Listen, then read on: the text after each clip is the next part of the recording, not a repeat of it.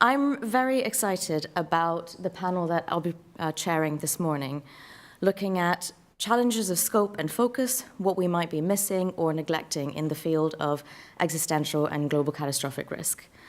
So my name is Lalita Sundaram. I'm a postdoc at CSER.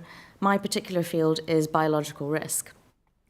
Those of you who were at the dinner last night will no doubt remember Sean's very rousing speech that no doubt lit a fire in many of our bellies, wanting to go off and write papers and really make a difference. Sean emphasized that this is a time for the X and GCR community to really take stock and build ourselves as a proper cohesive community. And I think this stresses the fact that this is also a time for introspection. As we build this community, are we doing it right? Are there key areas that we're missing? Are we really covering everything that we want to cover? And are we covering it in the right way? I remember when I first joined CSER almost exactly a year ago, I walked into our office, our old office in the David Attenborough building, and I was confronted with a massive whiteboard, probably about the size of that screen there. And on it were scrawled lines and lines of tiny little words about all the different types of risk that we might want to consider, all the way from asteroids, supervolcanoes, synthetic biology, pandemics, nuclear winter, et cetera, et cetera. And literally, it was pretty much chock full. I remember I walked in and I was pretty winded by seeing that board, saying, there's barely 10 of us. How on earth are we going to do all of that? A year on, I feel like I'm finally getting the hang of how we look at these kinds of risks. But over those same 12 months, it's increasingly become apparent that even a whiteboard that big doesn't cover everything.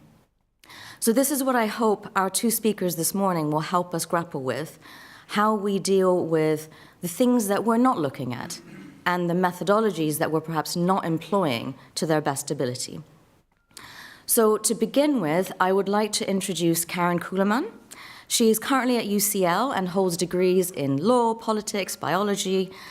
Those of you from CSER who have been involved in population ethics work with us will no doubt recognize Karin's work. Today, she's going to talk to us about prioritization and, spoiler alert, what makes a particular GCR or X risk sexy or unsexy. And then after that, I will welcome Andrew Maynard to the stage, and I'll introduce him at that time. Given that we're lucky that we have two speakers, we have a little bit of breathing room in terms of discussion.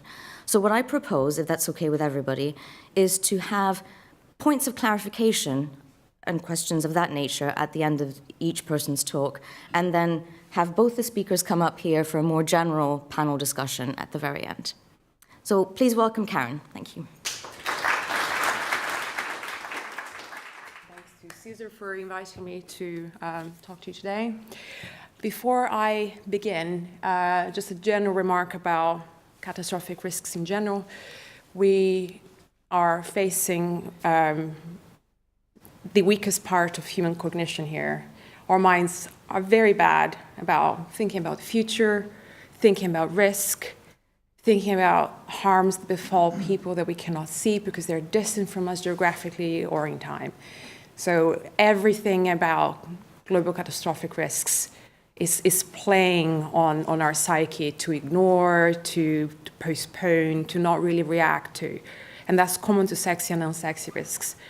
The risks I'm going to talk about today, primarily the unsexy risks, I feel are particularly unappealing, but to a great extent, they're sharing a lot of the cognitive biases that affect us in relation to unsexy risks also affect us in relation to sexy risks. So to begin with, sexy risks. So collision of a meteor or comet, sexy risk. Global pandemic, very sexy, I think. Nuclear war, and the rise of the machines to make us into paper clips. So I suggest that there are a few characteristics that characterize a sexy risk. They're epistemically neat. You can more or less define each of them without great difficulty. Their crystallization is sudden. It's like a switch. You don't kind of get hit by a meteor. You either do or you're not. Or you either have a global pandemic or you have a localized pandemic. And technological progress is partly what makes it sexy. Either technological progress causes the risk or is the only plausible solution. And a lot of us are fans of technology as intellectually attractive field of study. So we find these kinds of risks very sexy. And then there are the unsexy risks. Well, the first one that I'm going to talk about is climate change. I think it's unsexy, notwithstanding that there's quite a lot of people working in climate change. For something so serious and already crystallizing in its impacts, it's remarkable just how much denial there still is about it, just how much reluctance to engage with it. For the general public is not saying, oh yes, I will change my habits to address this. It's still not really permeating consciousness in the way that you would expect that you would. And the signs are already here. We're going to have apparently a 27-degree day tomorrow, and it's April. It's already started to impact agriculture as well. It's not just sea level rises and changes in the weather. Generally, agriculture is where probably the greatest impacts will be felt. These impacts are already being felt. They are negative impacts, just to clarify. So there's a loss of crop productivity. There are shorter productivity just because of climatic variability as well, but changes in rainfall patterns. And agriculture evolved, human agriculture evolved in a period of very stable climates, and all it takes is unstable climates to mess it up. And then there are effects on the oceans as well. All of that, it's highly, highly problematic for all of us, and very messy, as I'll get to. Another one is, this is, I would say, is a cluster of things that is connected to climate change, but I would say this one is soil erosion and just loss of soil productivity. Soil erosion and loss of soil productivity. 25% of the Earth's agricultural land, the stocks that we have of land, are already highly degraded. Another 8% are moderately degraded, and 36% are slightly degraded. So we're looking at the majority of the world's agricultural soils being degraded to some extent. And they're being degraded because we're using them to produce much more food than naturally the soils can support. And this is a geologically time resource. We're talking about something that took eons to form, and it will not recover within a human time frame. So this is a resource that we depend upon, and we're using up very quickly. There was an FAO report, that's the Food and Agriculture Organization, the UN, recently, that claimed there were about 60 cycles left in the world's soils, which means 60 years of food. Separately from this, but connectedly, the average amount of agricultural land per capita has been declining since the 1960s, and by the middle of the century, it will be about half the number that is commonly given as the minimum to support a person. So that number is indicative. Much depends on the productivity of the soil. You can get much more food with smaller plots of soil if the soil is very productive, but we're also degrading soils. And what we're doing is basically making ourselves highly dependent on inputs, which are themselves becoming scarce, as many of you know, or becoming environmentally unfeasible, like nitrogen-based fertilizers, which are a massive contributor to climate change. And then there are the ill-understood effects of loss of biodiversity, loss of pollinators, just loss of insects, birds, and just wildlife generally. And we're seeing anecdotal reports here and there. I remember reading in a magazine, someone saying, I don't remember the last time I saw a big bug splatter into my windshield. And I thought, I don't remember the last time I saw big bugs splatter into my windshield. I don't remember seeing bugs splatter into windshields in a long time. And that used to be a common thing. It's like quietly bugs have been disappearing, and we haven't been noticing, partly, I guess, because it's quite nice as a human to not have a lot of bugs around, but environmentally it's catastrophic. And we don't yet understand what these effects will be or what is causing this decline in bugs, because previously we could, pin it back to agricultural toxics. And in this case, I don't know that we know yet what's going on. Birds are disappearing as well. Generally, we've lost over 58% of wildlife since the 1970s. That's just by mass of animals. Species loss is ongoing as the sixth mass extinction that you may have heard of. So there are loss of animals in quantity of animals around and loss of species. And we don't really understand yet what the effects will be, and it may be that we will be surprised in a very negative way. Overfishing is, I think, a classic way of explaining shifting baselines. And I believe these were taken in Cape Cod. This was a researcher that found a cache of photos of sports fishermen dating from the 1950s, as you can see, and people just posed with their big fish. And over the years, very gradually, the fish were shrinking, but the smiles in people's faces were just the same. They didn't know. They weren't there when the fish were bigger. They didn't know that they could be holding fish nearly as big as themselves. So the smiles continue the same. They don't know that they're part of a trend. They just say, oh, look, what a big, nice fish I caught. Worldwide, about 70% of the ocean is either fully fished or overfished. There's about 10% of fisheries that are assessed by the FAO, 10%, as could bear a little more fishing. 10%. By the 1950s, about 1% of the ocean surface was being exploited commercially. Now it's virtually every area that is open to fishing is being fished to a depth of about a kilometer, destroying the seafloor, sometimes as much as 3 kilometers down. Everything that can be fished is being fished at the moment, very damagingly. Also, at the same time, we're dumping lots of waste in the sea. And one of the things that often we forget as urbanites is just how important fish and fishing are for communities worldwide. It's a loss of a livelihood for entire communities. It's a source of protein and nutrition for a lot of people.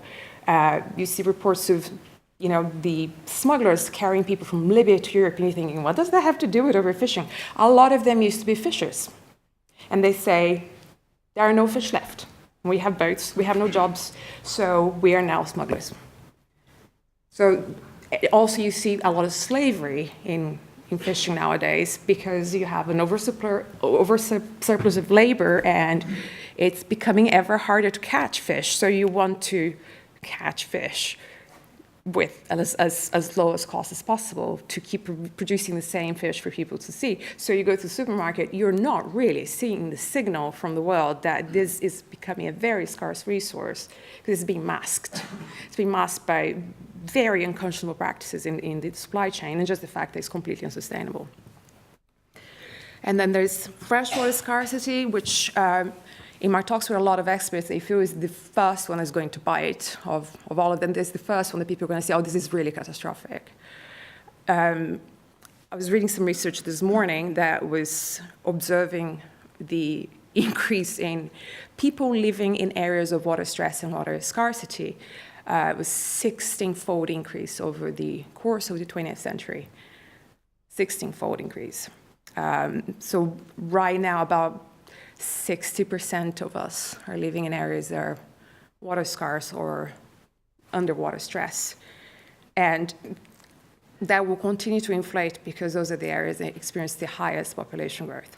So I believe this image is from Cape Town in South Africa. A few of you may have heard Day Zero is looming through Cape Town. And that's the day when the last drop in their reservoir is going to go and they're just going to have no water.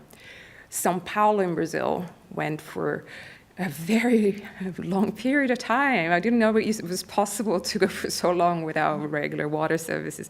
Months of having a little bit of water every day, maybe. And people were just squirreling a little bit of water every day just to drink. They couldn't even properly wash for months. And businesses were having to bring trucks of water from outside of town. The reservoirs were completely dry. The other trend that a lot of us are perhaps unaware is the global rise in unemployment and underemployment that has been quietly chronicled by the International Labour Office for about 20 years.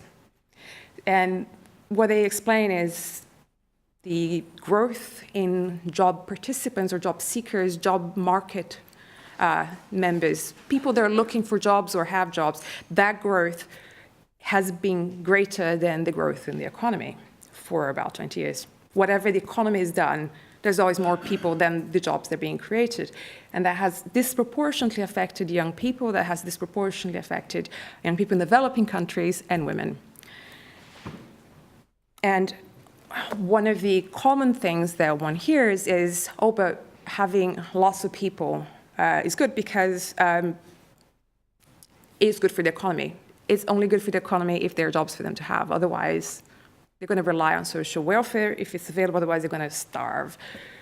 This is Greece.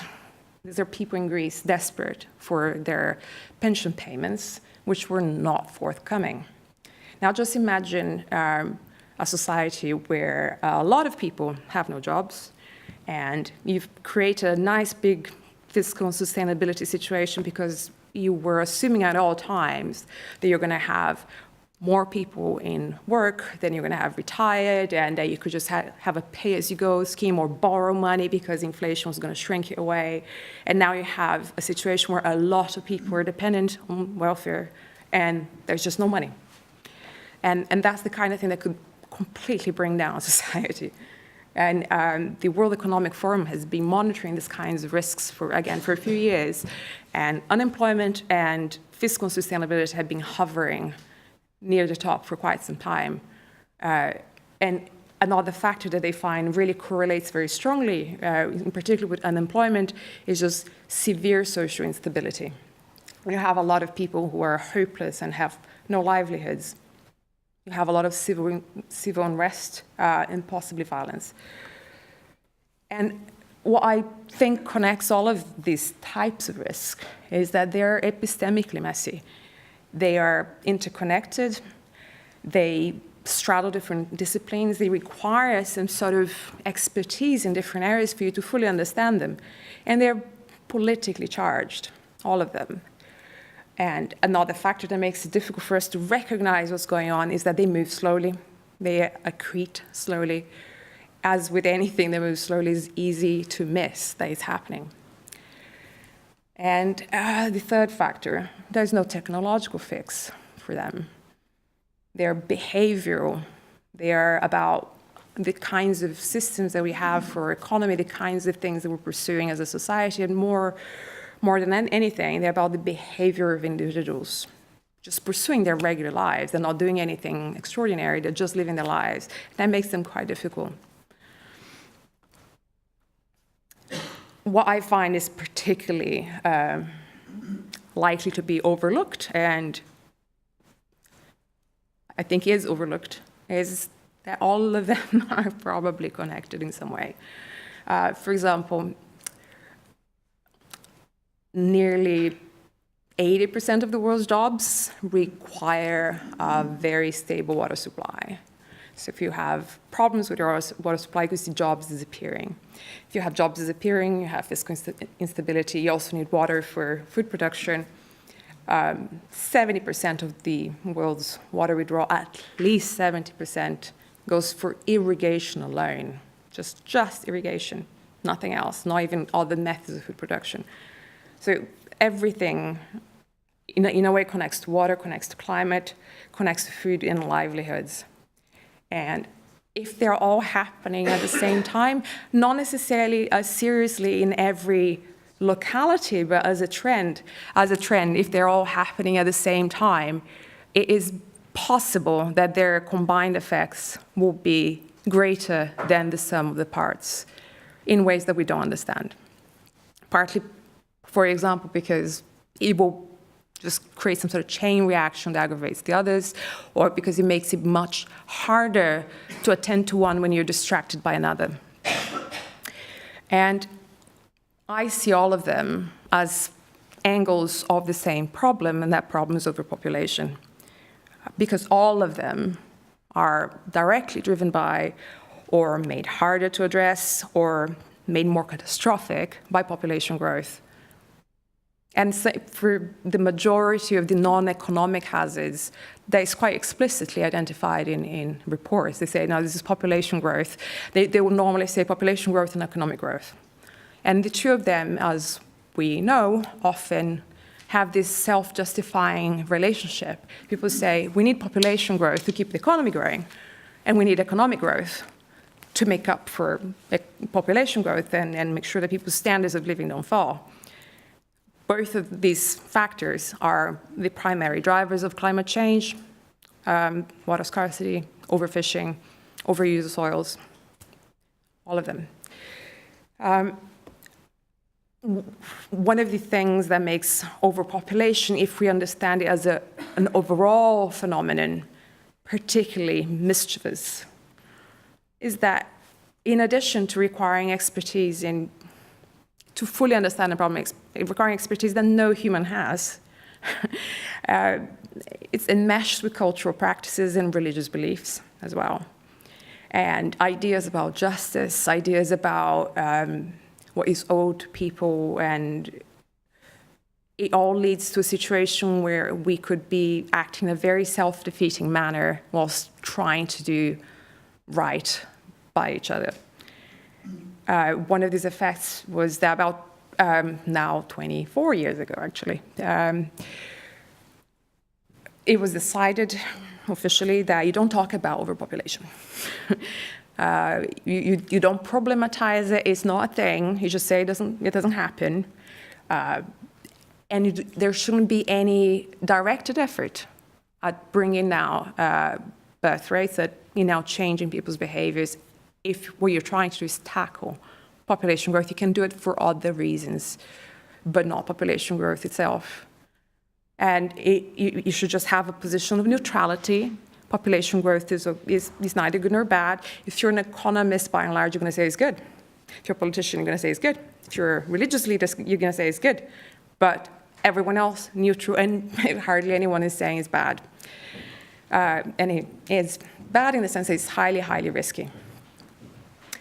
And one of the things that you see a lot, because it's so very complex and requires expertise across so many different areas, is a lot of received wisdom as opposed to actual hard facts. So someone would say, I know for a fact that's not a problem because X. I've heard it somewhere else. Oxfam said that we don't have a food production problem, that we can just stop waste and we're going to have food for everyone and we don't have to worry. Or someone else said, we can turn the entire global population to vegans and that will solve everything. Or everything's about consumption is the general argument. I'll just breeze through this because we're running out of time. What characterizes overpopulation is that it's always a combination of numbers and consumption. Always. You cannot separate the two and say, oh, it's just consumption. Humans always consume. They need to consume to survive. And naturally, we always seek to improve a lot. We always seek comforts and joys. And it's just natural behavior, and we have to allow for that and not assume that people are going to behave like moral angels. And there's something specific about population that doesn't apply to consumption. One of them is that push comes to shove, you can, during an emergency, roll down consumption. You cannot roll down population. Population is a very, very long-term commitment that you're making to minimum consumption. You have to meet the minimum needs of that population for a very, very long time. Not just because people live very long lives, but because population growth takes well over 100 years to reverse. From the point that you've decided, oh, actually, this is a problem, from that point until there is a reversal of population growth is well over 100 years. That's because of population momentum. That makes population inflexible in a way that consumption is not. And another factor is, well, these are the two risks. You're creating more people that are there to be harmed, in harm's way, increasing the number of victims, whilst making it harder to mitigate the problem. Think of climate change. Any mitigation strategy for climate change is harder if you have to change the behaviors of more people rather than fewer. If you have more people in a low-lying zone that's likely to be flooded rather than fewer people, all of those things are harder, and you have more people in harm's way. Very quickly, a lot of mistakes that are made about overpopulation, about thinking we're only going to be overpopulated if we're in Mad Max world. If there are riots in the street, people everywhere at once are dying. And that's the same as conflating, for example, overfishing with a completely collapsed fishery. So you're confusing the end point with the trajectory. Overfishing is the trajectory, is the problem. The end point is like, it's too late now. And it's the same with overpopulation. Overpopulation is the trajectory. You want to avoid the endpoint, and the endpoint may not look anything like what you think is going to look like. The trajectory is one of increasing risks driven by population and consumption patterns that are just normal behavior. People are not sabotaging the environment. They're not behaving in extravagant ways. They're just behaving normally. So just very briefly, that's how I choose to conceptualize it. I won't give the details here, but the downward resource trend doesn't mean the resources are being necessarily depleted. They could be degraded, but they're becoming less available. Ordinary behavior, and within a relevant moral time horizon, for me, I define it very conservatively as things will become so bad that you have a lot of people that cannot have their basic needs met, and that will happen within the lifetimes of the younger people already alive. So I'm not talking about a distant future. I'm talking about a very conservative moral time horizon, but that depends on whoever is using this concept, and other people may have a much more capacious moral time horizon than mine. But because I think this is already quite serious now, it's potato. This is the global population trajectory at the moment. As you can see, very flat for a long time, and then oop. Those among you who are very ego-eyed will see the numbers there, like thousands of years, and then here is every 12 to 15 years, we're being adding about a Germany's worth of people every year. 83 million people or so since the late 70s. And when you compress to adjust for, the thousands of years and the 100 years and the tens of years really are not the same gaps. You get this. And when I first saw this graph, I thought, it looks like a hockey stick. And someone else thought it looked like a hockey stick. So you see these graphs keep changing the curve, because you can always make something very unreasonable look reasonable by just changing the parameters that you're looking at. So here is already not looking like a hockey stick. And here it's looking flatter, but I can make it look flatter still. This is the blue line is the median population trajectory calculated by the UN. This is the actual business as usual trajectory, which a lot of people assume that if we do nothing, we stay in the blue line. If we do nothing, we stay in the purple line. And just draw your attention to what that purple line is. This is business as usual. Just very quickly. I think there's something about our motivated reasoning when we approach these problems that we think, come on, that's not going to happen. It's just someone's going to figure something out. And there's this interesting concept coined by Gunther Anders called apocalyptic blindness, which means humanity doesn't seem to really be able to face the possibility of a bad end to our story. We just can't face it. Other catastrophes, we think, but we'll figure something out. It's going to be amazing. This is just embarrassing. This is just embarrassing. Like, no, it's not like this. We understand overpopulation. We This is, yeah, not moving. We talk about in relation to animals all the time. We totally understand what it means. And you recognize that curve. That we just saw a curve very similar to this moments ago. And we've studied it in animals and know the processes that drive this. This is Calhoun's rodent utopia, if anyone is familiar with the experiment, to just put a bunch of rodents in a perfect rodent paradise to see if they would control their own numbers. They did not. They just became miserable.